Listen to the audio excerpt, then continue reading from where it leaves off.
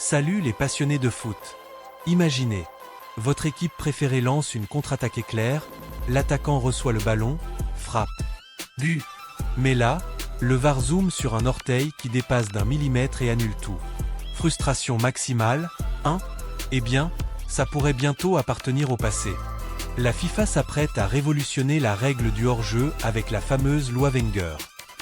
Dès la saison prochaine, un joueur ne serait hors-jeu que si tout son corps est devant le dernier défenseur.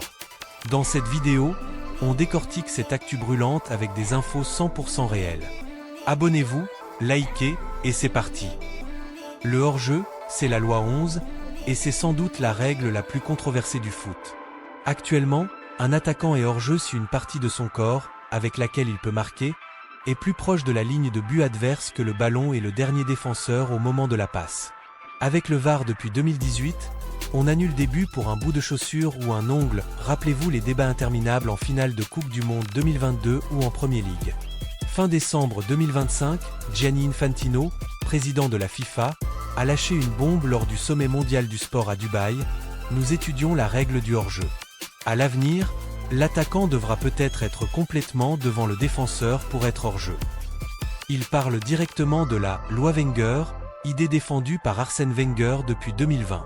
Selon le journal espagnol AS, l'IFAB, l'organisme qui gère les lois du jeu, étudiera officiellement ce projet le 20 janvier 2026, puis lors de l'Assemblée générale en février.